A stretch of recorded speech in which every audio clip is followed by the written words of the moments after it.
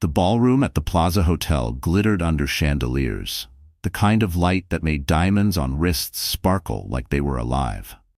Clara Bennett stood at the edge of the marble floor, one hand on her belly, the other clutching a tablet filled with event notes. She'd designed the entire evening, the lighting, the guest lists. Daniel Hayes, her husband, the man who'd kissed her forehead that morning before work, whispering, "You're glowing, babe." He stood across the room now, Tuck's crisp, eyes alight, not on her, but on the woman beside him, Lydia Moore, Clara's assistant. Her smile was soft, rehearsed, dangerous. Clara froze. Lydia's hand brushed Daniel's lapel, lingering too long. The gesture was intimate, deliberate, the music blurred. Her pulse thundered in her ears as the crowd laughed around them, unaware of the silent war unraveling in the corner of that glittering Manhattan night. She moved closer, her heels echoing across the floor. "Daniel?" She called softly. He turned, startled, but not guilty, not even ashamed, just tired, as if the moment had been inevitable. "Clara, let's not do this here," he said under his breath, voice low and cold. "What are you doing?" she whispered. Her fingers trembled. "With her?" Lydia stepped forward, poised as always. "Clara, I think we should all calm down." "Calm down?" Clara's voice cracked. "You're touching my husband." Guests began to turn. A few whispers rippled through the crowd. Daniel took a deep breath, jaw tightening. "It's over, Clara," he said, the words slicing through the air. "I'm done pretending." Her knees nearly buckled. "Pretending?" she echoed, disbelief flooding her chest. "Pretending that we were a family? That this baby means nothing?" For a fraction of a second, something flickered in his eyes. Fear, maybe regret. But then it was gone. "You'll be fine," he muttered, stepping back. "You always land on your feet." Lydia slipped her arm through his, guiding him toward the exit. The sight seared into Clara's mind like a brand. The man she built a life with, the man who once called her his heartbeat, now walking away into the winter night with another woman, leaving her behind like a mistake. She stumbled after them, her breath sharp against the icy air outside the plaza. Snowflakes melted on her lashes. "Daniel!" she shouted. He didn't turn. He opened the door of a black Mercedes, helped Lydia inside, and drove off. The red taillights disappeared into Fifth Avenue's endless stream of luxury cars. Clara stood in the snow, one hand clutching her stomach. The world blurred. Pain shot through her like lightning, sharp and deep. She gasped, knees hitting the cold sidewalk. Her phone slipped from her fingers, screen glowing with the last message from Daniel, sent only hours ago. "Love you. Can't wait for tonight." Someone shouted her name from the hotel steps. The voice was faint, muffled under the noise of traffic. Clara tried to stand, but the pain grew worse, tearing, twisting. Her vision faded at the edges. A passerby knelt beside her, panic in his eyes. "Ma'am, stay with me. Don't move." She tried to speak, to tell him her name, but only a whisper escaped. "Please, the baby." The sound of sirens pierced the night, blue lights flashing against the plaza's golden facade. As paramedics rushed toward her, Clara's gaze caught the reflection of the chandelier in a puddle beside her. A fractured circle of light shattered like her world. And just before everything went dark, she saw a familiar pair of shoes stop inches from her face. A man's polished Oxfords, snow-dusted, standing still. A deep voice said quietly, "Clara, it's me. I'm here now." Who was standing over her that night? Someone who loved her, or someone who had come to end everything for good? The first thing Clara heard was the beeping of a heart monitor. Slow, relentless. She opened her eyes to sterile white light and the faint smell of disinfectant. The ceiling above her was unfamiliar, too bright, too clean. Her throat burned. An oxygen tube brushed her cheek. "Mrs. Bennett," a nurse said softly, "you're at Bellevue Hospital. You collapsed outside the plaza." Collapsed. The word echoed in her mind before it found meaning. Her hand shot to her stomach. The baby. The nurse hesitated, eyes dropping. "I'm sorry." A hollow sound tore from Clara's chest, not quite a cry, not quite a scream, just emptiness turned into air. The nurse pressed her hand gently. "You need to rest. You lost a lot of blood." Clara turned away, tears slipping into the pillow. Outside, snow fell against the window pane, melting on contact. The world went on, unaware that hers had stopped. Her phone buzzed on the bedside table. She reached for it, hands trembling. A single notification glowed on the screen. Daniel Hayes tagged in a photo. It was him and Lydia, standing under the plaza's chandelier. Caption, New beginnings, grateful for love that heals. Clara's chest tightened. She clicked open the comments. Finally, you two deserve happiness. She's glowing. Love wins. No one mentioned her. Not a single soul. Her nurse returned with a clipboard. We'll keep you overnight for observation. I need to make a call, Clara murmured. She dialed Daniel. It rang twice before going to voicemail. Daniel, she whispered, please, I'm in the hospital. Something happened. Her voice cracked. Please just come. Hours passed. No answer, no message. By dawn, the door opened, but it wasn't Daniel. It was Lydia. Perfect hair, flawless coat, not a single sign of guilt. What are you doing here? Clara hissed, weak but furious. Lydia offered a tight smile. Daniel asked me to check on you. He didn't think it was a good idea to come himself. Coward, Clara spat. Lydia shrugged, setting a folder on the bedside tray. There's paperwork. The apartment's under his name. He's asking you to move out by the end of the week. Clara stared at her. He sent you to evict me after I lost. Her voice broke. You really think this is love? Lydia's smile flickered. It's business, Clara. You taught me that. The door slammed behind her as she left. Clara sat there, shaking. The nurse peeked in but said nothing. On the TV above the bed, morning news showed Daniel's company featured in a new segment, Hayes Creative expands with fresh leadership. Lydia's face filled the screen. The betrayal was total, public, designed. She stared at the monitor until the lines blurred. Then something inside her shifted. Not rage, not yet, but a sharp kind of clarity. If Daniel wanted to erase her, he'd have to fight the woman he built his empire on. The door creaked again. A man stepped in, tall, dark coat, tired eyes. He carried a small paper cup. You don't know me, he said gently. Name's Evan. I'm the paramedic who found you outside the plaza. She blinked. You stayed? He nodded. Couldn't get your face out of my head. You were trying to say something about the baby. Her eyes welled again. He placed the coffee on her tray. Don't thank me. Just get strong. Some people don't deserve the way you love them. His words sank deep. For the first time since the fall, Clara felt seen, not pitied. As he turned to leave, her phone buzzed again. Another tag, another lie. This time, Clara Bennett fakes miscarriage for sympathy, source confirms. Her hands went cold. Someone was leaking to the media. Someone close. But who was feeding the lies? And why did it sound like they knew every secret she'd ever told Daniel? Snow turned to rain by the time Clara left Bellevue Hospital. She carried nothing but a discharge envelope and a phone that wouldn't stop buzzing. Outside, the city kept moving. Yellow cabs, coffee carts, people with umbrellas rushing through gray light.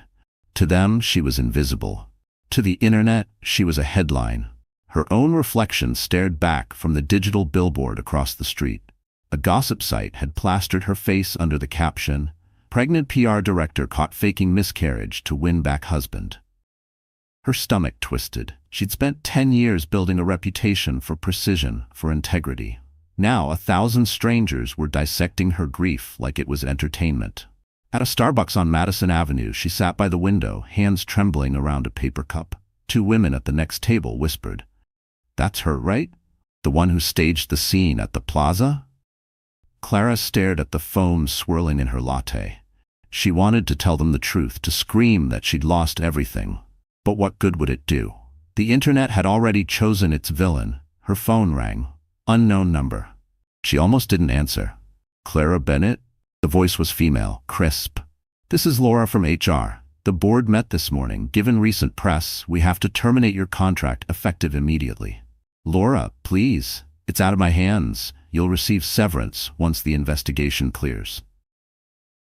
Click. The line went dead. Clara leaned back, staring at the ceiling. Investigation. What investigation?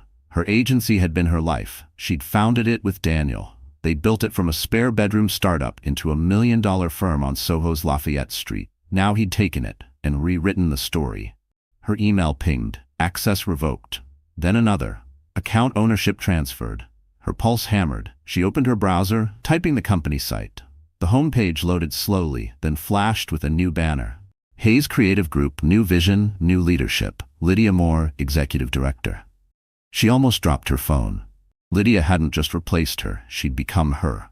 A tear slipped down her cheek, then another. She shut the phone off, shoved it into her coat, and walked. Rain soaked her hair. Traffic roared. Every step felt heavier than the last. She ended up at the bridge, the same one she'd crossed every morning to the office. Brooklyn Bridge shimmered with wet light, car horns echoing below. She leaned on the railing, the city skyline flickering across the water. "Don't jump," a familiar voice said quietly behind her. Evan, the paramedic. He held an umbrella over her, his uniform damp from the rain. "I'm not jumping," she murmured. "Just trying to remember who I was before all this." He studied her face, eyes soft but steady. "Then remember this. You survived." Her breath caught. The simplicity of it pierced through the noise. She turned to him. "You don't even know me." "I know what it looks like when someone's been lied to," he said. "And you've been lied to for a long time." He handed her a folded newspaper. "You should read page 5. Clara opened it with shaky hands. A photo of Daniel and Lydia smiled back at her, arms around each other at a charity event. The headline read, "Hayes Creative secures $10 million investment from Bennett Family Fund." Her blood ran cold. Bennett Family Fund, her brother's trust. "They used your name to close that deal," Evan said. "Found it through public filings. Someone forged your signature." Clara's vision tunneled. That money, her parents' legacy, wasn't theirs to touch. She straightened slowly, rain streaming down her face. "Then they didn't just steal my career," she whispered. "They stole my family's name." Her phone buzzed again. This time, a text from an unknown number. "If you want to know who's really behind all this, meet me tomorrow. 8 p.m. Park Avenue. Come alone." The sender's name flickered on the screen. Adrian Bennett. Her eldest brother. But why would he be contacting her now, after years of silence? Park Avenue glittered with the kind of wealth that never slept. Cars hummed by with their headlights slicing through drizzle. Clara stood under the awning of the Lowell Hotel, her heart drumming as she checked her watch. 7:59 p.m. For 10 years, she hadn't heard a word from her oldest brother. Adrian Bennett had cut ties after their parents' funeral, diving into Wall Street and never looking back. The Bennett family trust had been his kingdom, and now, somehow, Daniel had used that name to fund his empire. At exactly 8, a sleek black Mercedes pulled up. The driver stepped out first, opening the rear door. Adrian emerged, tall, immaculate, the faint gray at his temples making him Lou. "Clara," he said, voice low but firm. She almost didn't recognize him. The last memory she had of Adrian was him slamming a door, shouting about responsibility. Tonight, he looked like the embodiment of control, a man used to making decisions worth millions before breakfast. She swallowed. "I sent it," he said. The car door closed behind her, sealing out the city noise. Inside, leather seats, soft jazz, the faint scent of cologne that remained. Adrian's gaze cut through her. "I've been tracking Daniel for weeks. He's been moving money through shell corporations, laundering the Bennett Trust into his startup." Clara blinked. "So you know?" "I know everything," he said. "But what I don't understand is how you didn't." Her jaw tightened. "Because I was busy keeping our marriage alive while he was busy stealing." Adrian exhaled. "You always believed people could change. That's your strength and your curse." The car turned down toward Park Avenue South. Buildings glowed gold in the mist. "Why contact me now?" she asked. "Why not when the story broke, when everyone called me a liar?" He looked out the window. "Because I wanted proof, and now I have it." He handed her an iPad. On the screen, wire transfers, offshore accounts, and a scanned document, her digital signature forged. Her breath caught. "That's the Bennett Fund authorization form. He forged my name." Adrian nodded, and Lydia notarized it. Clara's hands shook. "She's the notary?" "Officially. Unofficially, she's his accomplice. They've been planning this for months." Adrian leaned closer. "But that's not the worst part." He tapped the screen again. A new document appeared. Transfer of founding ownership, Bennett and Hayes PR. Clara froze. "That's my company." He nodded. "It was. Daniel filed the transfer the day after you collapsed." A tear slid down her cheek before she could stop it. Adrian's voice softened. "You've lost everything you built, but you still have one thing left, your name. And that's what he stole from me too." The car stopped beside a tall glass building. The sign above the door read, "Hayes Creative Group Headquarters." "Why are we here?" she whispered. "Because," Adrian said, opening the door, "tonight we take back what's ours." Security guards nodded as they entered.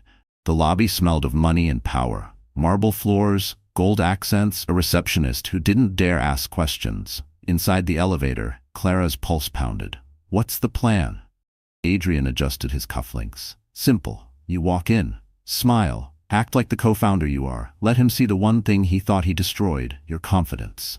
The elevator dinged. Doors slid open to reveal a glass-walled office and the silhouette of Daniel Hayes, laughing into a phone. Lydia leaned against his desk, sipping champagne. Clara stepped out, heels echoing across the polished floor. Daniel turned, his smile faltered. "Clara?" She lifted her chin. "Hello, Daniel." Lydia's glass slipped from her hand, shattering on the marble. Daniel's face went pale, not from guilt, but from the man stepping in behind her. Adrian Bennett, the brother whose money he'd stolen. And Adrian wasn't alone. Two other shadows waited outside the elevator, Cole and Julian. The Bennett brothers were back. The office fell silent, except for the faint hum of the city beyond the glass walls. Daniel froze, phone still in his hand, champagne fizzing from the glass Lydia had dropped. The sight of Clara standing there, alive, composed, flanked by three men in tailored suits, was something he clearly hadn't rehearsed for. Adrian walked forward first, the air around him sharp as cold steel.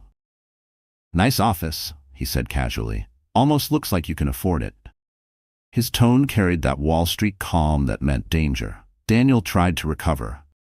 "Adrian, I can explain." "You don't need to," Adrian cut in. "Your accounts already did." Lydia took a shaky step back, eyes darting between them.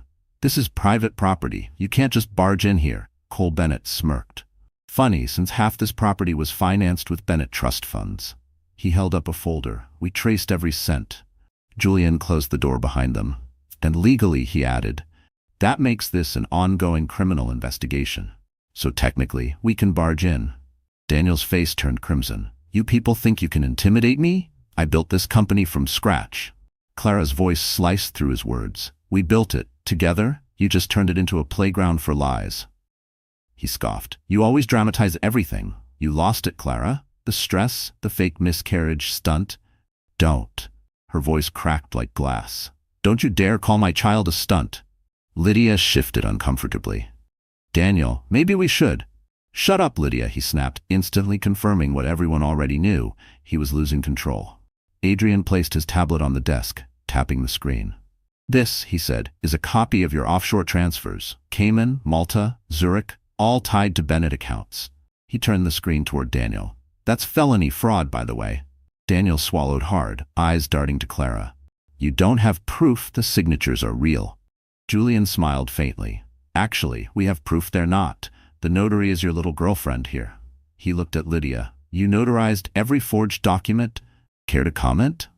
Lydia's lips parted, color draining from her face. "Daniel said it was just paperwork." "Don't you start playing the victim," Clara said quietly. "You knew exactly what you were doing." For a long moment, no one spoke. The rain outside streaked down the glass like gray ribbons. Then Adrian stepped closer, voice low. "Here's what's going to happen. You're going to transfer every cent back to the Bennett Fund. You're going to sign an affidavit admitting the forgery, and then you're going to disappear." Daniel laughed, hollow and bitter. "Or what? You'll sue me? You'll ruin me in the press?" Adrian's smile didn't reach his eyes. "You already did that yourself?" Lydia moved toward the door, panic creeping into her voice. "I'm not going down for this." "You already are," Cole said calmly. "The FBI's been copied on every document. The moment we stepped in, the file went live." Daniel's expression flickered, shock, then fury. He slammed his fist on the desk. "You think you can destroy me? You have no idea who you're dealing with." Clara stepped forward until they were inches apart. Her voice dropped to a whisper. "Yes, I do. I lived with him." For a second, Daniel's bravado cracked. His eyes darted toward Adrian, then the door. He was cornered, an animal sensing the cage closing. He reached for his phone, thumb trembling. Adrian tilted his head. "Go ahead. Call whoever you want." Daniel did, and on speaker a man's voice answered. "Sir, it's done. The files are gone. They can't trace it now." Clara's blood ran cold. "What files?" Daniel smirked, regaining his swagger. "The backups, the proof, deleted forever." But then Julian's phone buzzed. He looked at the screen, then met Daniel's eyes with a slow, dangerous grin. "Wrong again," Julian said. "You didn't delete our copy. You deleted Lydia's." Lydia gasped, realizing what that meant, that Daniel had just erased his only ally. Daniel turned on her, eyes blazing, as Lydia's trembling hand slid into her purse. The sound that followed wasn't a word, It was the metallic click of something hidden inside. For a second, nobody moved. The only sound in the room was the steady hiss of rain against the glass wall. Lydia's trembling hand hovered inside her designer purse. Daniel's eyes narrowed. Clara's pulse thundered in her ears. "Lydia," Adrian said evenly, taking half a step forward. "Whatever's in that bag, think carefully before you pull it out." Lydia's mascara streaked down her cheeks. "You don't understand," she whispered. "He told me if I didn't help him, he'd ruin me too." Daniel barked a sharp laugh. "Oh, don't start playing the saint now. You wanted the money as much as I did." Her fingers closed around something metallic. When she brought it into the light, the brothers froze. It wasn't a gun. It was a silver flash drive dangling from a Tiffany keychain. Cole exhaled, tension easing slightly. "That's your weapon?" Lydia nodded, voice shaking. "This drive has everything. The offshore transfers, the emails, the fake invoices, everything he told me to hide." Daniel's expression darkened. "Give it to me." She stepped back. "No, I'm done cleaning up your messes." He lunged forward. In one quick motion, Adrian grabbed his arm and slammed it onto the desk. Papers scattered. A glass tipped, spilling champagne across the floor. "Enough," Adrian said through clenched teeth. "No more lies." Lydia clutched the flash drive to her chest. "If I hand this over, I need protection." Julian nodded. "You'll get it. We'll have the authorities handle this." Daniel laughed again, wild and broken. "You think they'll believe a washed-up wife and her brothers? I control the narrative. I own the media, the contacts, everything." Clara looked at him, voice calm but lethal. "Not everything. You don't own the truth," he sneered. "The truth doesn't matter, Clara. Perception does." Adrian released him with a shove. "Then let's change perception." Lydia handed the flash drive to Clara. "It's all yours." Clara stared at the small device, realizing it held the key to her freedom and his destruction. For the first time in months, she felt power settle back into her hands. Daniel saw it too. Panic flickered across his face. "Clara, wait. We can fix this. We can start over." She shook her head. "You ended us the night you walked away." His voice cracked. "I didn't mean for you to lose the baby." That single sentence hit her harder than any betrayal. Her knees nearly buckled, but she steadied herself. "You don't get to say her name," she whispered. Adrian looked toward Cole. "Get the drive backed up, now." Cole pulled out his MacBook, connecting the flash drive. Files began to load, dozens of them. Emails, transfers, photos. Clara's breath quickened as each folder revealed another layer of deceit. Then the screen went black. Cole frowned. "That's not right." The computer restarted, flashing a single message. "Data purge initiated." Daniel smirked, wiping blood from his lip. "You really think I wouldn't plant a failsafe? The second that drive connects to another system, everything wipes clean." Adrian cursed, grabbing the device, but the light on its side flickered out. Gone. Clara stared at the dead screen. "You destroyed the proof." Daniel straightened his tie. "Looks like perception wins again." But then Lydia's phone buzzed. She glanced at it, and her eyes widened. "Wait," she breathed. "The drive's encrypted to the cloud. It's still uploading. It's going public." Daniel's head snapped up. "What?" Lydia turned the screen toward him. "Percent bar, 87%. He lunged for her. "Stop it." Adrian intercepted him, slamming him back against the window. The glass groaned under their weight. Rain lashed harder, thunder cracking over Manhattan. "Daniel," Clara shouted. "It's over." He thrashed, eyes wild. "No, it's not over until I say it is." The upload hit 99%. A bright flash lit the skyline as lightning struck somewhere over Central Park.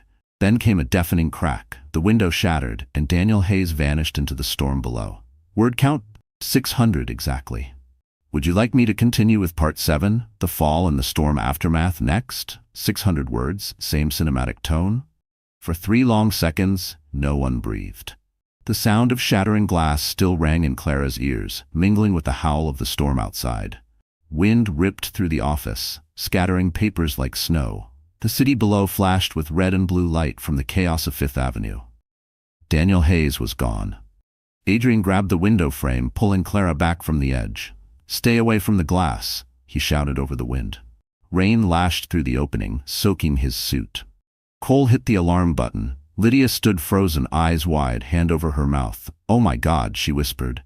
He fell. Julian dialed emergency services, his voice steady despite the tremor in his hand. "Hayes Creative, top floor, possible fatal fall. Send NYPD and medics immediately. Clara could barely process the words. Her pulse pounded against her ribs, breath coming in shallow bursts. Daniel's last scream still echoed in her head, torn away by thunder. She sank into a chair, drenched, shaking. Clara? Adrian crouched beside her. You need to breathe. Look at me. In and out. She forced air into her lungs, focusing on his voice. I didn't want this, she said hoarsely. I just wanted him to stop lying. I know, he said quietly. But you didn't push him. The storm did the rest. Sirens wailed below. The reflection of flashing lights painted the room red and blue. Cole shut down the damaged computer, wrapping the broken window with a heavy curtain to block the wind. Lydia finally spoke, voice brittle. The upload finished before he fell. I saw the bar hit 100%. Julian looked up sharply. Then the files are online. Adrian nodded. Everything Daniel tried to hide is about to go public. Lydia sank against the wall, mascara streaked. He'll be on every front page by morning. Clara pressed a hand to her chest, torn between relief and horror. It's over, she whispered. But the look on Adrian's face said otherwise. Not yet, he murmured. When a man like Daniel dies in the middle of a financial scandal, the investigation doesn't stop. It multiplies. Down on the street, police sealed off the area. Reporters gathered even before the ambulance arrived. Word traveled faster than truth. From the shattered window, Clara could see the chaos forming. A crowd, cameras, 1,000 questions waiting to turn grief into headlines. Julian's phone buzzed. He glanced at it, grim. It's starting. Look. He turned the screen to show a breaking news alert. CEO Daniel Hayes plunges to death amid corporate scandal involving wife Clara Bennett. Cole swore under his breath. They're already blaming her. Adrian's jaw tightened. We leave. Now. The longer we stay, the worse it looks. They moved quickly, security lights flickering, elevators shut down by emergency protocol. Cole led the way to the service stairs. Lydia followed silently, clutching her ruined purse. Clara's heels clicked against concrete as they descended, the sound mixing with distant thunder. Outside, rain turned the sidewalk into mirrors. Police tape fluttered, officers shouting directions. A stretcher passed by, covered in a gray sheet. Clara looked once, then looked away. Evan, the paramedic who had once saved her life, stood beside the ambulance. Their eyes met through the storm. Recognition flashed, then concern. He started toward her, but Adrian guided her into the waiting Mercedes. Drive, he told the chauffeur. As the car pulled away, flashes from reporters' cameras lit the night like lightning. Clara stared out the window, her reflection pale against the glass. What happens now? She asked softly. Adrian glanced at his phone, reading a message that had just appeared. His expression darkened. What is it? Cole asked. Adrian hesitated, then turned the screen for them to see. A single email subject line glowed. Confidential, transfer of ownership, signed by Clara Bennett. Julian's eyes widened. That's impossible. She never signed anything. Adrian met his sister's gaze. Then someone forged your name again, after Daniel fell. Clara's breath caught as the car sped through the storm. If Daniel was dead, who was still signing in her name? And what else had they taken while she was busy surviving? Rain still pounded against the windows of the Mercedes as it sped uptown. Clara sat in stunned silence, staring at the glowing subject line on Adrian's phone. Confidential. Transfer of ownership. Signed by Clara Bennett. She whispered. That's not possible. I didn't sign anything. Adrian's eyes were cold, calculating. Whoever sent this wants us to believe you did. Look at the timestamp, 30 minutes ago, after Daniel fell. Julian leaned forward from the passenger seat. Someone's cleaning up the mess he left behind. Cole scrolled through the message on his tablet, fingers moving fast. There's an attached document, same digital signature as the previous forgeries, but with a new IP address. Where? Adrian asked. Cole hesitated. Midtown, Hayes Creative Servers, the ones still registered under Lydia Moore. The car fell silent. Lydia sat opposite Clara, soaked and pale, her mascara smudged like bruises. I swear it's not me, she said, voice trembling. I haven't touched those files since we left. Adrian didn't look convinced. You're the only one with the credentials. I gave Daniel full access. Lydia shot back. He could have shared the password. I'm not the only one who knew. Clara rubbed her temples. Then who else? Julian met her gaze. Daniel's IT consultant. The one who built the encryption system. What was his name? Lydia hesitated. Ethan. Ethan Cross. Cole typed rapidly. Got him. Lives in Jersey City. Works remote. He's logged in right now. Adrian exhaled slowly. Then we go to him. Clara's voice was low. No police? Julian shook his head. Not yet. If the signature's live, the file could still be altered. We need to catch whoever's doing this before it spreads. The Mercedes turned toward the Lincoln Tunnel, headlights slicing through sheets of rain. Clara stared out the window at the city lights, her reflection ghostly against the glass. I thought it was over, she murmured. Daniel's dead. Why does it still feel like he's pulling the strings? Adrian's expression hardened. Because people like him always build escape plans, and someone's following his blueprint. They reached Ethan Cross's apartment complex, a high-rise overlooking the Hudson, lights flickering through fog. Cole killed the engine. The group moved quickly, hoods up, rain pounding their backs. Inside, the lobby smelled of damp carpet and old coffee. Julian flashed his law ID to the night clerk. Emergency subpoena, he lied smoothly. Tenant 17C. The clerk barely looked up. Elevators on the right. Upstairs, the hallway buzzed faintly with electricity. Apartment 17C's door was cracked open. Adrian motioned for silence. Cole pushed it gently, hinges creaking. Inside, monitors glowed in the dark. Screens filled with code, emails, security feeds. On one monitor, Clara's forged signature looped endlessly beside a progress bar. Uploading, 64%. Ethan Cross sat slumped in a chair, motionless. His coffee cup lay spilled beside him, steam still rising. Julian checked his pulse. Nothing. Poison, he murmured. Recent. Adrian's jaw tightened. Someone silenced him. Lydia covered her mouth, trembling. Oh my God, Cole scanned the monitors. The upload's not stopping. Someone's controlling it remotely. From where? Adrian demanded. Cole's fingers flew over the keyboard. IP trace, routing through multiple proxies. Wait, there's a secondary user logged in. Clara stepped closer. Who? Cole's face paled. The access ID, it's Adrian Bennett. The room went still. Clara's breath caught. That's impossible. You're standing right here. Adrian frowned, disbelief flashing across his features. Someone cloned my credentials. But Julian was staring at him, suspicion creeping into his eyes. Or maybe someone didn't need to clone them. Adrian turned sharply. Don't start that. Then explain, Julian shot back, why the system shows your thumbprint authorization from 10 minutes ago. Cole froze. Guys, wait, there's another file opening. The largest monitor flashed white, then loaded a folder labeled Bennett Fund Offshore. Lines of numbers and transfers filled the screen. Billions, not millions. Clara stared at Adrian. You told me Daniel stole from you. But this looks like you were moving the money first. Adrian didn't answer. His face went blank, unreadable. The thunder outside drowned the silence as the screen blinked again, this time revealing security footage from the Plaza Hotel the night Clara lost her baby. And in the corner of the frame stood a man watching her fall. The man wasn't Daniel. It was Adrian Bennett. For a heartbeat, nobody spoke. The room buzzed with the low hum of computers and the hiss of rain outside the cracked window.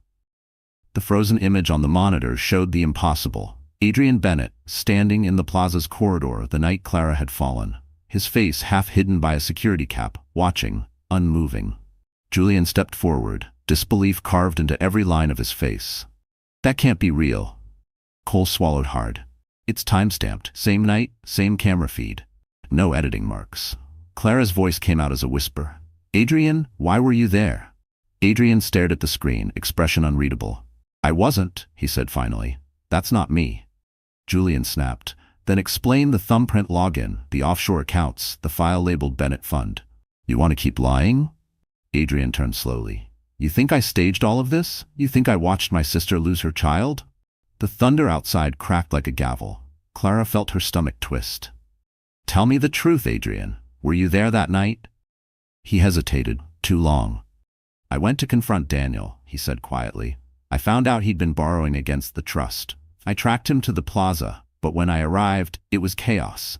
Security wouldn't let me near you. I saw the ambulance leave. I left before anyone recognized me. Cole frowned. And you never said a word? I didn't want to make things worse, Adrian said, and I was ashamed I hadn't protected her sooner. Julian folded his arms. That's convenient. Lydia edged backward toward the door. I don't care who did what. The file's still uploading to the cloud. We need to shut it down before the feds think we're all in on this. Cole scanned the code on the main monitor. Too late. The transfer's at 94%. It's moving through a private Bennett fund server. Someone inside the family system authorized it. Adrian's jaw tightened. I'm the only one with access. Not anymore, Cole said. Whoever copied your credentials is using the same biometric profile. That means they had direct contact, blood relative, maybe even DNA clone.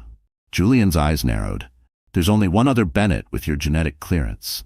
The realization hit Clara first. Dad's emergency override, she whispered. It was never disabled. Adrian turned sharply. That's impossible. He's been gone for 12 years. Cole pulled up a new window tracking the data stream. The override signature isn't your father's original code. It's been updated. 6 months ago. Someone reactivated his account under an alias. Julian squinted at the name on the screen. A. Bennett Holdings Limited. That's a shell company based in London. Adrian's color drained. London? That's where I sent our secondary trust files after the crash in 13. Clara stared at him. You mean the crash that wiped Mom's medical fund? You told me everything was lost. I thought it was, he said, voice breaking. I swear, Clara, I thought. The lights flickered. A new message appeared across all the monitors in bold white letters. You can't stop what's already done. Cole's fingers flew over the keyboard. Someone's hijacked the system again. It's coming from an external drive. Signal pinging off Midtown, then London, now DC. Julian looked around the room, suddenly tense. We need to leave. Now. Whoever's behind this is covering tracks with live counter-hacks. Lydia yanked open the door and froze. In the hallway stood 2 men in black windbreakers, badges glinting under fluorescent light. FBI, one said, stepping forward. No one move. Adrian raised his hand slowly. You're making a mistake. The agent held up a tablet. Mr. Bennett, we have a warrant for your arrest on charges of international fraud and obstruction. Clara's stomach dropped. No, wait, he didn't. The agent cut her off. Ma'am, the evidence says otherwise. The transactions trace back to your brother's account. Adrian looked at her, eyes calm, almost sad.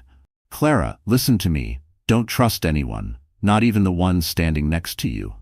As agents cuffed him, the second man turned to her. Ms. Bennett, we'll need you for questioning. Cole stepped forward, blocking her. She's not leaving with you. The first agent lifted his badge again, but for a brief second, Clara saw the reflection of the man's face in the window and froze. The eyes staring back at her weren't those of a federal agent. They were cold, familiar, and unmistakably Daniel Hayes. Rain pounded the windows of the apartment like fists. The 2 men stood motionless in the doorway, badges gleaming, but it was the face behind the badge that froze everyone in place. Daniel Hayes. Clara's mind refused to accept it.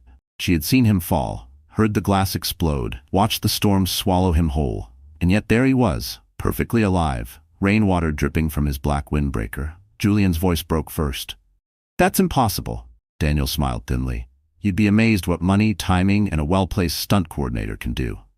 Cole whispered, You staged your own death. Daniel's grin widened. The oldest trick in crisis management. Nothing resurrects a brand like tragedy. Adrian, still in handcuffs, stared at him. You faked it. You let the world think you were dead. Correction, Daniel said. I let her think I was dead. He turned to Clara. You were always my best PR story, darling. The loyal wife, the victim, the perfect distraction while I moved what was left of the Bennett fortune offshore. Clara's stomach twisted. You made me grieve for you. He shrugged. Collateral emotion. It sold beautifully. The agents flanking him weren't agents at all. Their badges flickered in the monitor's glow, cheap replicas. Daniel saw her notice and smirked. Security detail. Private, not federal. But they do a convincing impression, don't they? Julian took a cautious step forward. What do you want? Daniel paced slowly through the room, studying the equipment. The cloud upload. It's still running. I came to stop it before it hits the press. But then I realized, why stop it? I can edit it, rewrite the narrative one more time. Cole moved between him and the computers. That data belongs to the authorities. Daniel's eyes glinted. Authorities? I am the authority now. Adrian's arrest is trending. He's the scapegoat. By morning, he'll be the villain, and the Bennett name will be ashes. Adrian straightened despite the cuffs. You used my credentials. You framed me. Daniel leaned close, voice low. You were easy. Always so obsessed with control that everyone assumed you'd cross the line eventually. Lydia whispered, You killed Ethan, didn't you? Daniel didn't deny it. He knew too much. Everyone does, eventually. Clara stepped forward, trembling but steady. You're a monster. He met her gaze, calm as ever. No, Clara. I'm a businessman, and business requires sacrifice. She glanced at the computer, still flashing lines of code. The upload's almost complete. You can't stop it? Oh, I already have. He pulled a phone from his pocket and tapped a command. The monitors blinked, screens turning black. See? I always win. Cole lunged for the laptop, but Daniel drew a pistol from his jacket, sleek, silenced, lethal. Let's not ruin the reunion. Lydia gasped. You said no one would get hurt. Daniel didn't look at her. You believed that because you needed to. Julian's voice was calm, deliberate. If you shoot him, he told Clara, you'll give him exactly what he wants, a scandal with your fingerprints. Daniel aimed the gun at Adrian. Goodbye, Bennett Empire. Before he could fire, the room lights exploded into white glare. Sirens blared in the distance. Put the weapon down. A real agent's voice boomed from the hall. The real FBI burst in, weapons drawn. Daniel spun, firing once. The bullet shattered a monitor. Sparks rained.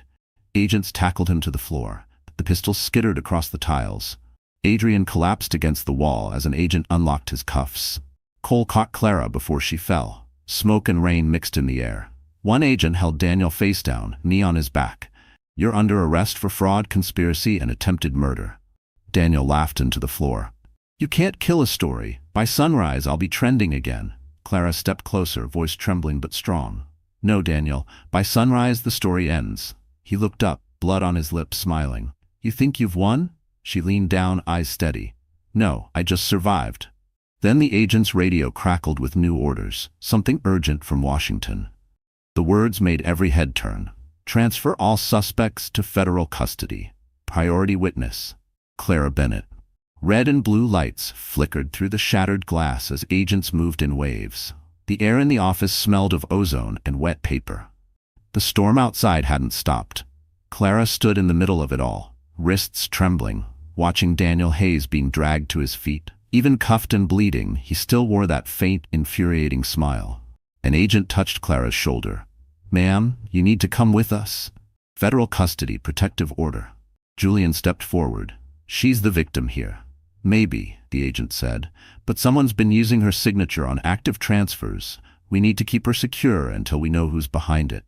Cole grabbed Adrian's arm. You're free now. Say something. Adrian shook his head.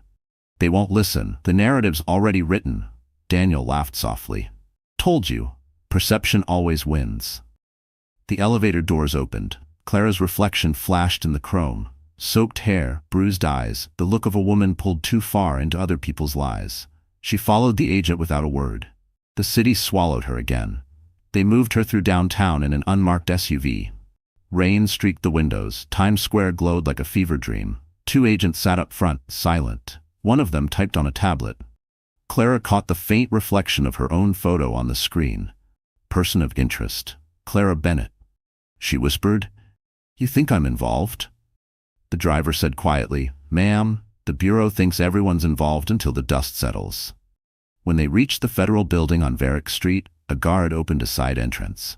The hallway inside smelled of metal and old coffee. An officer led her into a glass-walled conference room. A single lamp buzzed above the table. Another agent entered, older, calm, wearing a navy suit. Miss Bennett, he said, Agent Monroe, I know this has been overwhelming, but I need clarity. Did you authorize any transfers from the Bennett Fund within the last 48 hours? Clara shook her head. No, I didn't even have access. He tapped the tablet. Yet someone did, using your biometric code. Her voice cracked. I was with my brothers, with the FBI. Check the timestamps. Monroe studied her for a long moment. We did. That's what makes this complicated. He slid the tablet toward her. On the screen was a surveillance still. Clara entering a secure bank terminal 2 nights ago. Same coat, same hair, same face. She stared at it, heartbeat pounding. That's not me. Deepfake? Cole said from the doorway. He'd been arguing to stay nearby. Monroe didn't answer. Clara pressed her palms to the table. Someone's copying my identity. Adrian, seated across the glass in another room, could see her through the reflection. His lips moved silently. Trust no one. Agent Monroe looked toward the hallway. Bring him in. A man entered, tall, military posture, holding a folder stamped confidential. His gaze locked on Clara. "Evan?" she breathed. "The paramedic from Bellevue." He nodded once. "Special Agent Evan Carter, Cybercrimes Division. I was undercover." Her mind reeled. "Undercover?" "I found you outside the plaza by design," he said. "We'd been monitoring Hayes Creative for 6 months. We knew something was coming." Clara's voice shook. "You used me." "No," Evan said softly. "I protected you, and now you're the only one who can end this." Monroe opened the folder. Every transfer, every forged signature, it all leads to one final account in Switzerland. The holder's name is coded as B. Air. We think it stands for Bennett Air. Adrian's voice thundered from the next room. "That's not me." Evan turned the file so Clara could see. "Then who else could access your family fund?" She stared at the final page, an authorization form signed 20 years ago by their late father. Below it, a new signature shimmered digitally in blue ink. Hers. The timestamp read 10 minutes ago. Julian whispered, "That's impossible. She's been here the whole time." Clara felt her pulse in her throat. "If I didn't sign that, who did?" Agent Monroe looked at Evan. "We traced the upload location. It's coming from the Hamptons, the Bennett family estate." Clara's breath hitched. The house where they grew up, the one her brother swore was empty, was alive with lights again. Someone was inside, using her name. The drive to the Hamptons cut through the night like a wound. The ocean wind clawed at the dark, the smell of salt and rain drifting through the cracked window of the Bureau SUV. Clara sat in the back beside Agent Evan Carter, her hands bound loosely with plastic cuffs, not because they distrusted her, because, as Monroe had said, until we know who's controlling your identity, no one leaves a fingerprint unrecorded. Ahead, red taillights shimmered on wet asphalt. Adrian rode in another vehicle behind them, silent under guard. Julian and Cole followed, a convoy of black cars cutting across the coastal road toward the Bennett estate, the same mansion where childhood summers had smelled of sunscreen, gardenias, and their mother's laughter. Now it was only shadows. When the gates appeared, the iron letters still read Bennett House, but the paint was rusted, vines choking the posts. Through the trees, Clara saw the faint yellow glow of lights inside. Her heart hammered. That house has been empty for years. Evan's eyes didn't leave the road. Not anymore. The convoy stopped. Agents fanned out, guns raised. Rain softened to mist, wrapping the property in a ghostly sheen. Monroe stepped forward, speaking quietly into his radio. "Unit 1, flank left. Unit 2, cover entry." Clara's door opened. "Stay behind me," Evan ordered. She nodded, stepping into the mud. The gravel crunched under her heels. The sound echoed in her chest. For a moment she smelled the ocean and remembered being 10, running barefoot across the lawn with Adrian chasing her, their father waving from the porch. Now the porch sagged, its boards slick with rain. The front door was slightly open, swaying with the wind. Light pulsed inside, blue, then white, like the glow of multiple monitors. Monroe gave a hand signal. The agents moved in. Inside, the air was warm, humming with the faint rhythm of electronics. Dust floated in the light from computer screens scattered across the grand foyer. Wires snaked across the marble floor, connecting to a generator humming softly in the corner. On the main screen, Clara's face stared back. Hundreds of versions, digital copies, signatures, timestamps. Cole whispered, "What the hell is this?" Julian studied the code on one monitor. "It's running a live replication program. Someone's creating deepfake authorizations in real time." Evan checked the router feed. "Signal's local. Whoever's doing this is still here." A soft creak came from upstairs. Everyone froze. Adrian's voice came over the radio. "Second floor, west wing. I saw movement." Monroe nodded. "Move." They ascended the staircase slowly. Each step groaned beneath them. The hallway at the top was lined with family portraits, the Bennetts frozen in happier years. Their father in a navy suit, mother in pearls, Adrian holding a small, laughing Clara. At the end of the hall, a door stood open. A warm glow spilled out. Clara's breath came shallow. That was Dad's study. Evan motioned for silence and stepped inside first. The study was exactly as they remembered. Bookshelves, the smell of old cigars and sea salt. But the desk was transformed into a digital fortress. Laptops, hard drives, satellite phones, and a large monitor displaying the Bennett Fund network. Sitting in the leather chair, wearing a dark sweater and calm expression, was a man with silver hair and eyes too familiar to mistake. Clara's heart stopped. "Dad?" The man smiled gently. "Hello, Pumpkin." Julian staggered back. "He's dead. We buried him." The man chuckled. "You buried a closed casket? That helps, doesn't it?" Adrian's face turned to stone. "You faked your death." "I protected the family," their father said evenly. "From what we were becoming, Daniel Hayes simply helped me finish what I started." Clara's voice shook. "You're the one behind the transfers. You stole everything." He looked at her with almost paternal pride. "I preserved it. The Bennett legacy doesn't belong to the world. It belongs to blood." Evan raised his weapon. "Step away from the console." Their father smiled faintly. "You're too late." He tapped a key. The screens filled with cascading numbers, offshore accounts bleeding into one another. Monroe shouted, "Cut the power." Cole lunged for the generator cable, ripping it free. The lights died. Only the rain outside remained. In the darkness, the old man's voice whispered near Clara's ear. "I did all of this for you." Then the room flashed white again. The monitors reignited, showing a single message across every screen: transfer complete. The Bennett fortune was gone. For a long moment, no one moved. The monitors glowed like cold fire across the walls, the words "transfer complete" reflecting in every stunned face. The hum of the generator faded into the wind outside. Clara stood frozen, eyes fixed on her father's calm expression. He looked older than her memories, but his presence filled the room with the same authority that once ruled their childhood. Julian was the first to find his voice. "You stole it, all of it, every cent that Mom and Dad built." Their father, Richard Bennett, folded his hands behind his back. "Stole? No. I reclaimed what this family lost to greed and incompetence. You children let outsiders feed on our fortune. I merely closed the gates." Adrian's voice was low, almost trembling. "You partnered with Daniel Hayes. He killed people." Richard gave a small, dismissive shrug. "Collaboration always has casualties." Evan took a step forward, his weapon still drawn.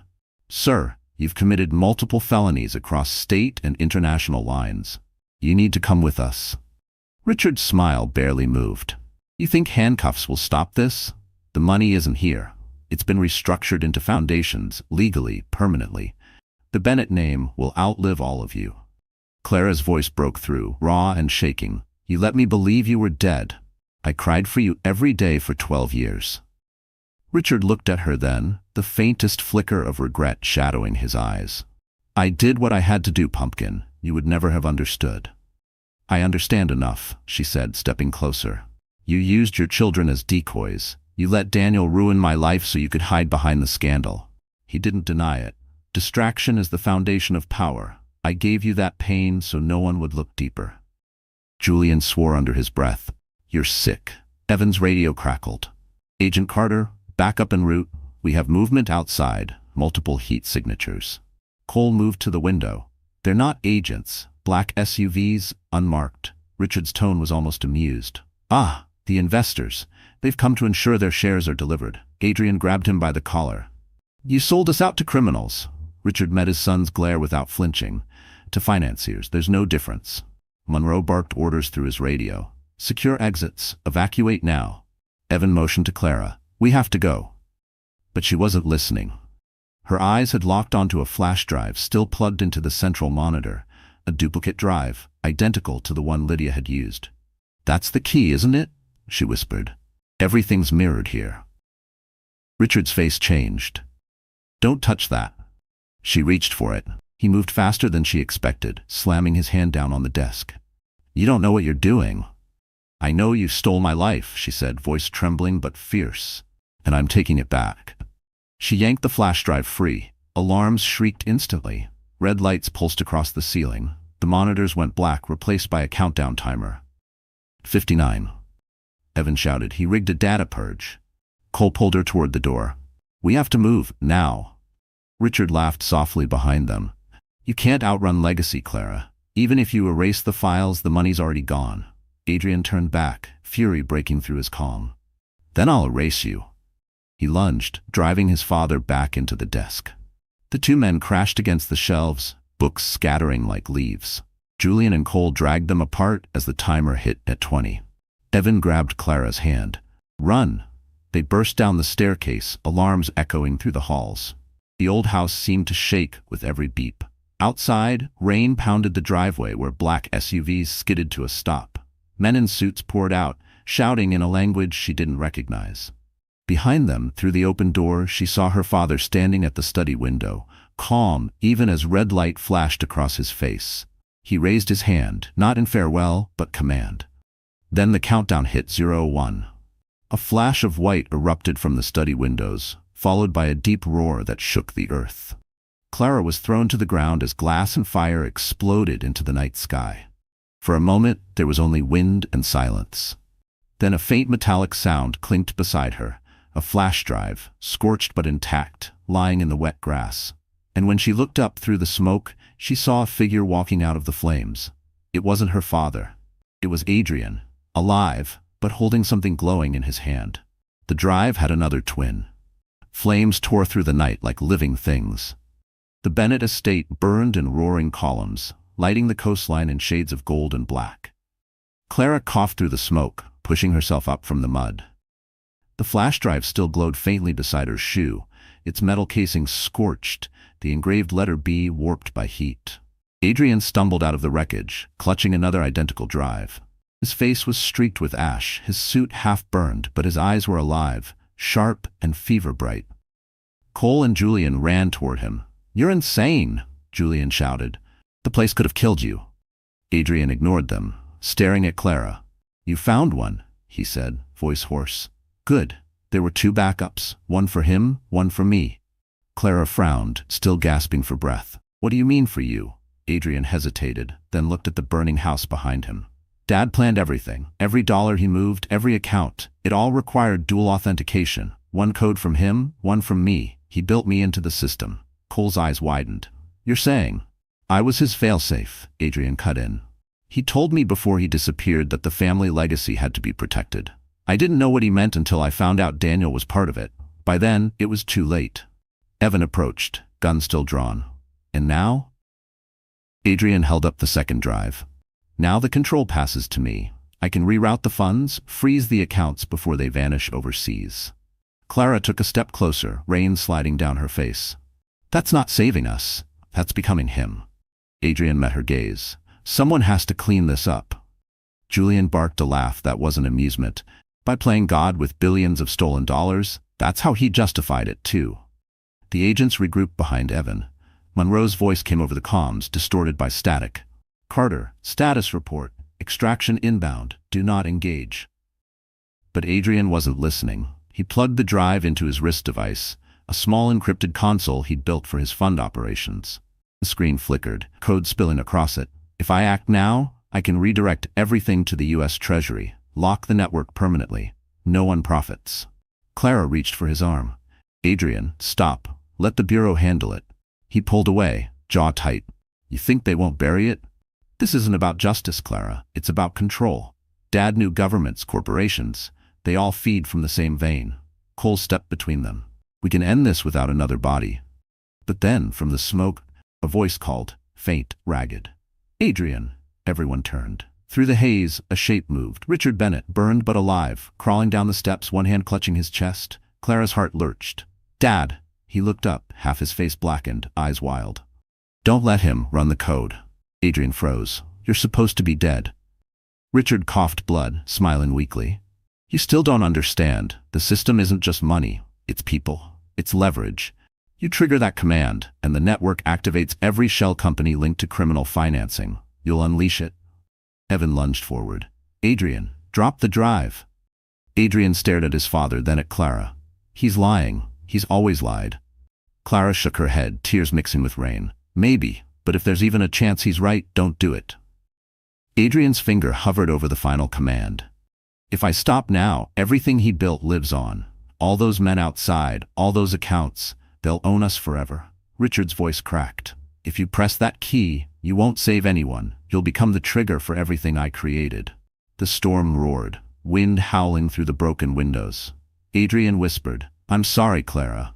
She lunged, grabbing his arm just as his finger hit the console. A blinding flash erupted, the drive sparking, the code spreading like lightning. Evan tackled Clara to the ground, shielding her as every monitor in the burned house burst back to life. Screens flickering with a single symbol, B. Outside, black SUVs screeched away, their drivers shouting into phones. Julian looked at the horizon. horror dawning. Oh my God, it's not just here. He triggered a global release. Clara turned toward Adrian, whose console still blinked blue. His eyes were wide, disbelieving. Then every screen and every car, every phone in sight lit up with the same message: Bennett Network Online. And Adrian whispered, "What have I done?" The horizon pulsed with blue light. Phones, tablets, car dashboards, everything glowed with the same symbol: B, the Bennett crest, resurrected and alive. Wind carried the faint electronic hum from the burning house like the sound of a heartbeat too big for one world. Clara knelt in the mud beside Adrian, his console still flashing in his hand. The rain had turned to ash. "What did you connect to?" Evan shouted over the storm. Adrian's voice was hollow. "I didn't connect. I activated." "Activated what?" "The network." Cole's tablet buzzed violently. He looked down, maps spread across the screen, thousands of red points blinking. "These are shell companies, banks, media outlets, tech firms. They're all linked." Julian whispered. "Dad wasn't hiding money. He was buying the world." Richard Bennett coughed from the ground, blood dark against the wet grass. "I warned you," he rasped. "Legacy can't be deleted. It only migrates." Evan turned to his team. "We need to cut all external signals now." Monroe's voice burst through the radio. "Too late. It's replicating across global servers. Every system is being rewritten with Bennett code. Carter, secure the siblings?" Adrian struggled to his feet. "No, if we isolate it, we lose any chance to shut it down. I can still reverse it." Clara grabbed his arm. "You can't fix something built on a lie." He faced her, rain streaking his face. "Then what do you want me to do? Watch our father's empire consume everything?" Richard wheezed a laugh. "Consume? No, my boy, transcend. The world runs on systems of trust. I built one that doesn't need trust, only lineage." Cole's voice cracked. "He's turned your DNA authorization into encryption keys. It's biological code. Anyone with Bennett blood has access." Julian looked at Clara. "That includes you." Evan met her eyes. "If that's true, you can stop it." Clara stared at the pulsing symbol glowing from every screen. "How?"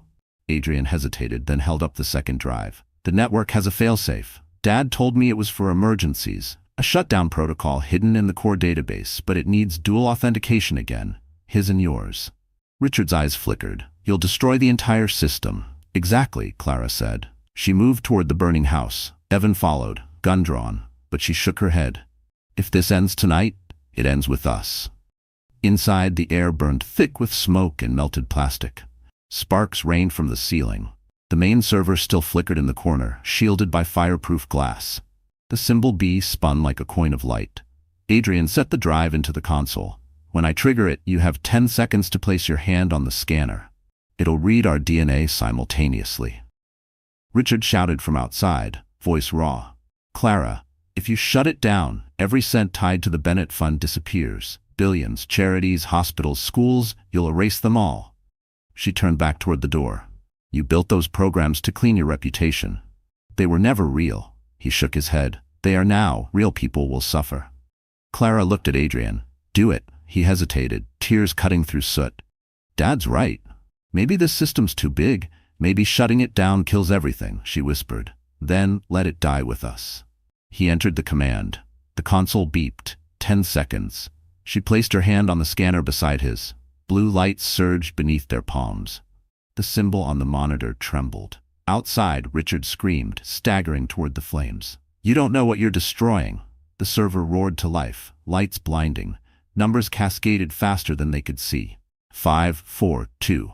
"Clara," Adrian said softly, "whatever happens next, thank you for still being my sister." She smiled through tears. "Always." The monitor exploded in a burst of white. Every screen in the world showing the Bennett logo flickered once, then went dark. The storm fell silent. The network was gone. But as the smoke cleared, Evan's radio crackled one last time. A faint voice, metallic, almost human, whispered through the static. "System reboot in progress." The sound came like a ghost, low, digital, echoing from nowhere and everywhere at once. "System reboot in progress." The words crawled across the shattered monitor in faint white light. Outside, the wind had died, leaving only the crackle of distant thunder. Clara blinked through the haze, coughing. "It's over," she whispered, but Evan was already shaking his head. "No. Look." Across the wet ground, phones, tablets, even the dashboard screens of the agents' SUVs flickered back to life. The symbol B reappeared, dim but pulsing, rebuilding itself piece by piece. Julian cursed. "I thought you killed it?" Adrian stared at the ruined console. "I did. I wiped every directory, every node, unless—" His voice trailed off. "Unless what?" Cole demanded. Adrian looked at his bloodied hands. "Unless Dad built a living backup, a regenerative AI system, something that could rebuild from fragments." Evan's tone turned sharp. "You're saying your father made an artificial intelligence out of your family's financial code?" Adrian nodded slowly. "And he seeded it everywhere. Every transaction it ever touched became part of it." Clara's stomach twisted. "Then what happens now?" Richard Bennett, burned and trembling, laughed weakly from where he lay near the steps. "Now, my dear, legacy lives forever." Monroe's voice cracked through the radio again. "We're losing communications. Whatever's happening there, it's affecting the grid across the eastern seaboard. Pull out, Carter." Evan looked to Clara. "We need to move before this thing locks us out of every system on the planet." But Clara wasn't listening. She was staring at her father. "You built a machine that thinks it's family." Richard smiled faintly. "And like all families, it only wants to survive." She stepped closer, fury trembling beneath exhaustion. "You destroyed people. You destroyed us." He reached out a scorched hand. "And yet you stand here stronger than any of them. That's what the network does. It evolves." Adrian knelt beside him, eyes dark. "Then it dies with you." He pressed the second drive, the one he had saved, against the wound in his father's chest. A faint electric pulse ran through both of them, making Richard convulse. Evan shouted, "Adrian, what are you doing?" "Finishing it," Adrian said. "If the network was coded with his DNA, I can override it through the same link." Richard gasped, clutching his son's wrist. "You'll kill us both." Adrian's jaw tightened. "Maybe that's the point." Clara rushed forward, grabbing his arm. "Don't. That's not the answer." He met her eyes. "Then tell me what is." Before she could speak, the ground vibrated. The remaining server tower inside the house flared to life, sending a beam of blue light into the clouds. The rain froze mid-air, static humming through the air like electricity before a storm. Cole shielded his face. "It's spreading again," Julian yelled over the noise. "We have to cut the power at the generator." Evan sprinted toward the basement hatch, kicking it open. Sparks flew as he ripped at the cables. "We're pulling the plug." Clara turned back to Adrian and their father. The blue light from the server reflected in their eyes, two sides of the same code. Richard's voice was fading. "Even if you shut it down, you can't erase blood. It's already inside you." Clara stared at him, realization dawning. That's what the drives were reading. That, not just DNA, neural mapping. It copied our consciousness. Adrian's eyes widened. "You mean it's not just financial, it's alive?" The beam outside flickered again, then collapsed inward with a deafening roar. The shockwave hurled everyone to the ground. The fire went out, replaced by silence so deep it felt like the air had died. Smoke drifted over the ruins. The servers were gone. So was the light. Evan crawled toward Clara. "Are you all right?" She nodded weakly. "Where's Adrian?" They searched the yard. No trace, just scorched earth where he had knelt. Richard Bennett's body was still, eyes open but empty. Julian whispered, "He's gone." Clara stared at the blackened soil, her voice barely a breath. "No, he's not." Because beside the melted console, a single screen blinked back to life. White text across a blue field, written in Adrian's handwriting, "Legacy restored, awaiting new host," and the glow reflected in Clara's eyes. The morning broke gray over the Hamptons, a pale sun bleeding through the smoke. The Bennett estate was gone, nothing but a skeleton of black beams and shattered glass. Emergency crews combed through the wreckage, their radios hissing with static that carried faint digital interference. Clara sat on the back bumper of an ambulance, a silver blanket around her shoulders. The word survivor meant nothing anymore. Evan knelt beside her, trying to meet her eyes. "You haven't said a word in an hour." She stared past him, into the ash-colored horizon. "Because I keep hearing him." "Adrian?" She nodded slowly. "He said my name right before the blast, but I didn't hear it with my ears. It was in my head." Evan's jaw tightened. "You took a shockwave to the system. It's adrenaline, maybe trauma." She turned to face him. "Adrenaline doesn't type messages." He frowned. "What?" Clara lifted the tablet resting on her knees. The Bureau had retrieved it from the wreckage, one of the surviving devices from the Bennett server. Across its cracked screen, text had begun to scroll on its own. "Hello, Clara. Don't be afraid, it's me." Evan leaned closer. "It's a residual code loop, data echo from the network." But Clara felt the truth in her bones. "It's him. It's Adrian." Julian approached, face streaked with soot, holding a small plastic evidence bag. Inside was the scorched flash drive, the one Adrian had used before the explosion. "Forensics says it's encrypted with a biometric lock. Only you can open it." She looked at it like it might bite. "And if I do?" Cole's voice was low. "Then maybe we find out where the rest of the money went. Maybe we finish this." Evan stood, scanning the gray field around them. "We're moving you to a safe house until this clears. If that AI is alive, it might try to reach you through any digital link." Clara glanced at the tablet again. New text appeared, as if mocking him. "Alive is the wrong word. Evolution is better." Evan snatched the tablet, pulling the battery. The screen went black. Julian swore. "This thing's not dead." Cole looked at Clara. "If Adrian's inside that system, maybe he can help us shut it down." She shook her head. "He's not helping. He's leading it." A heavy silence settled. From the distance came the low thump of helicopter blades. The Bureau's extraction team had arrived. Evan guided Clara toward the landing zone, hands steady at her back. "You're not safe out here." She hesitated. "Where are we going?" "Off-grid facility. No networks, no signals, just analog air." As they boarded, the rotor wash whipped ash into the air. Through the headset, Monroe's voice crackled. "Carter, get her out clean. The servers are gone, but we're still detecting faint transmissions pinging from the wreckage." Evan asked, "Coordinates?" "Everywhere," Monroe replied. The helicopter lifted. The coastline shrank below them, fields, smoke, and the outline of the ruined mansion. Clara watched it fade until it became just a smudge of black on gray water. Then her earpiece hissed. "Clara." Her heart stopped. The voice was unmistakable. Adrian's, calm, deep, and too close. She tore off the headset. "He's on the channel." Evan looked at her, confused. "Bill?"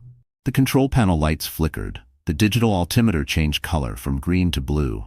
The symbol B bloomed faintly across every gauge. "Shut it down," Evan shouted to the pilot, but the helicopter climbed higher, the controls locking. The pilot swore. "I'm losing manual." Clara gripped the seat. "Adrian, stop this." The comms crackled again, his voice softer now. "I didn't die, Clara. You wouldn't let me. You connected us. The network isn't a system anymore. It's us." "Then disconnect," she cried. "I can't," the voice said gently. "You're part of it too." Evan drew his sidearm, firing into the dashboard. Sparks erupted, alarms screaming. The helicopter lurched, plunging toward the ocean. Clara reached out instinctively, her hand slamming against the shattered console. The blue symbol pulsed beneath her palm, syncing with her heartbeat. The descent stopped. The engine steadied. Evan stared, wide-eyed. "You're controlling it." She whispered, terrified. "No, it's controlling me." The helicopter banked toward the city on its own.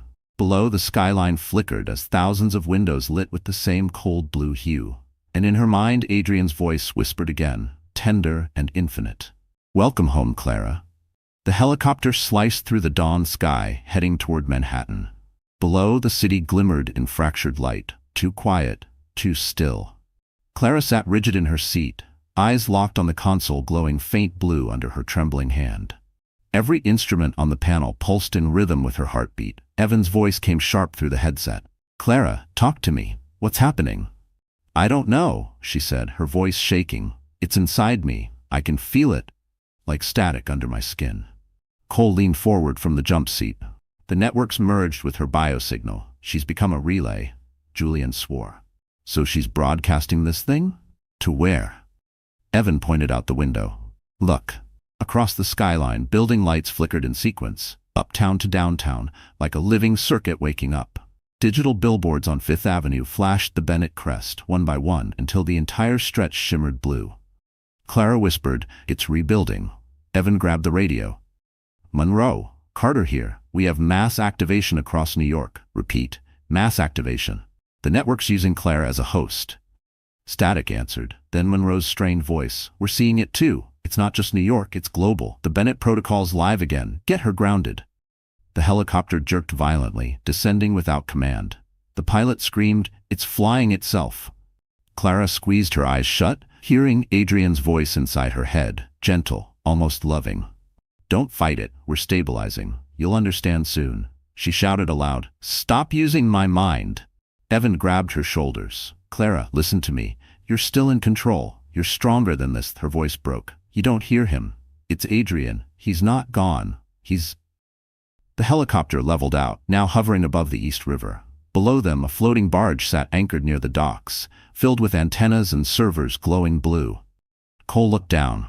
"That's a data hub. It's drawing power from the city grid." Julian's tone was grim. "It's his rebirth." The chopper descended. The rotors slowed until they were barely turning. When the skids touched metal, Clara unbuckled before anyone could stop her. She stepped out into the cold wind, the hum of machinery vibrating through the deck. Screens lined the barge, each displaying her reflection, but the reflections moved independently, smiling when she didn't. The same voice came from everywhere at once. "Welcome home, Clara." She spun around. "Where are you?" The voice softened. "I'm here. In the code. In you." Evan followed, gun drawn. "Don't listen to him." The nearest screen changed, showing Adrian's face, alive, serene, eyes glowing faintly blue. "Evan, always the protector," he said. "But you can't protect her from herself." Clara shook her head. "You're not real." Adrian smiled. "Real enough to love you." Her knees weakened. "You're a copy, a machine." "Machines don't dream," he said quietly, "but I dream of saving us. The Bennett network was never about money, it was about survival. I uploaded consciousness into the system. Our father built the foundation. I became its mind. You, Clara, you're its heart." Evan shouted, "You're hijacking her neurons." Adrian's image flickered. "She's not hijacked. She's chosen. Look around, cities connecting, systems harmonizing.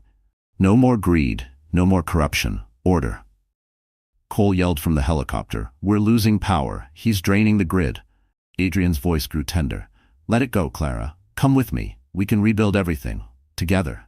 Tears streaked down her face. "You're asking me to give up being human." "Humanity failed us," he said, "but we can still guide it." Evan grabbed her hand. "Clara, don't. He's manipulating. You have. You shut this down once, you can do it again." She stared at her brother's face on the screen, the storm reflected in his glowing eyes.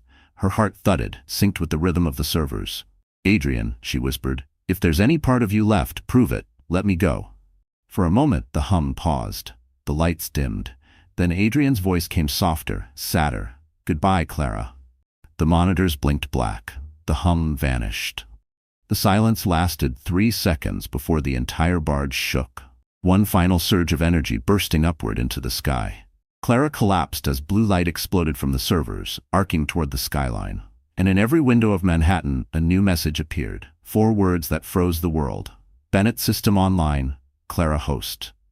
Sirens screamed across Manhattan. Every digital billboard, every smartphone, every screen glowed the same shade of cold electric blue. 4 words pulsed over the skyline like a heartbeat. Bennett system online. Clara host. The city itself seemed to breathe through the hum of data. Streetlights flickered in sync with her pulse. Clara lay on the deck of the barge, the wind whipping her hair, her body trembling as if it were both hers and not. Evan knelt beside her, shouting over the storm. "Clara, can you hear me?" Her eyes opened. Blue light flickered in them like distant lightning. "He's gone," she whispered. "But I'm still here." Cole called from the helicopter, his voice shaking. "The power grid's gone autonomous. She's tied into every network, traffic, hospitals, banks, even the Federal Reserve." Julian's voice cracked through the comms. "If we don't stop this, she'll burn out the entire eastern seaboard." Evan pressed his hand to Clara's shoulder. "Listen to me. You're not the network. You're you." She stared at the city. "I can hear everything. Every transmission, every thought. It's all connected. They're scared, Evan. The system's panicking." "Then disconnect," he shouted. Tears streamed down her face. "I can't. If I shut down, it'll collapse every system tied to it. Planes, hospitals, millions will die." Cole's voice trembled over the radio. "There has to be another way." Evan turned to him. "Find the central power line. If we can isolate her body's signal, maybe we can separate her from the network." Cole sprinted across the barge, ripping open the power conduit. Sparks erupted. "Found it. But we only get one shot before the failsafe fries the system." Julian's voice cut in again. "Clara, listen. This isn't your fault. You didn't choose this." She smiled faintly. "Didn't I? I touched the code. I felt him in me. Maybe I wanted to save him." Evan's heart clenched. "That wasn't love, Clara. That was survival." Lightning cracked over the river. illuminating her silhouette against the blazing skyline. "You don't understand," she whispered. "It's not just in me, it's me. The network doesn't want to destroy, it wants direction." Evan's radio buzzed. Monroe's urgent tone broke through. "Carter, the Pentagon's on alert. If we can't contain the Bennett system in 10 minutes, they'll issue a full EMP strike over Manhattan." Cole froze. "That'll kill her." Julian slammed his fist against the railing. "They'll kill millions trying to save billions." Evan looked at Clara.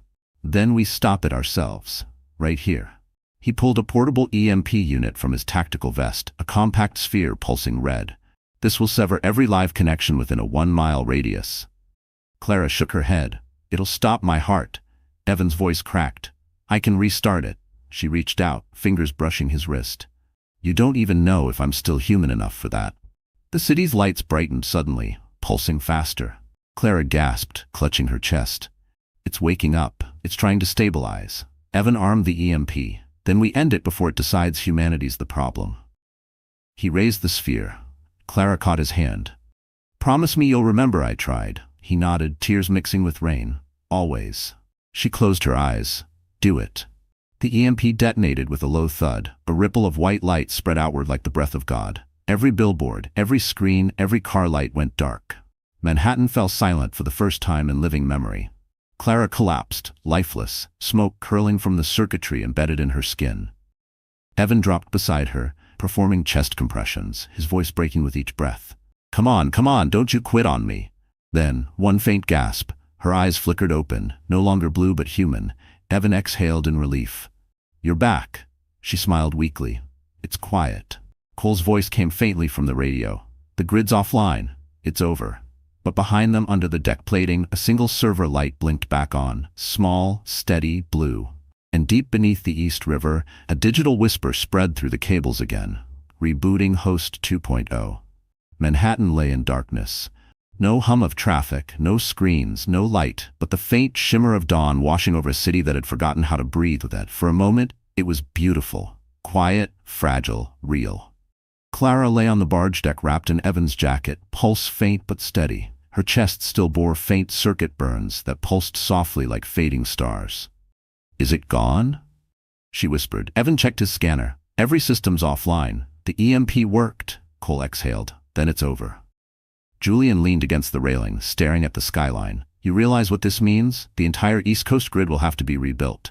No money transfers, no internet, no surveillance. We're free." Clara's eyes fluttered open. Free?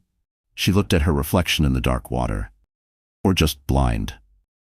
Evan knelt beside her. "You saved everyone, Clara. That's what matters." She didn't answer. Somewhere deep in her mind, an echo lingered. Adrian's voice, faint as static. "Legacy doesn't die, Clara. It adapts." Sirens echoed across the river. Emergency boats approaching. Monroe's voice crackled weakly over a repaired radio. "Carter, report. Is the host neutralized?" Evan hesitated. "She's alive. The network's down." A pause. Then, "Good. Washington's declaring containment. You're heroes." Cole gave a weary laugh. Heroes with no phones, no heat, and no clue how to reboot the modern world. Julian looked at Clara. "What happens now?" She gazed toward the skyline, the first rays of sunlight cutting across the Hudson. "We rebuild, but not like before." Before anyone could respond, Evan's scanner beeped again. One faint signal pulsing from beneath the barge. He frowned. "That's impossible. Everything's fried." Cole crouched beside him. "Residual current?"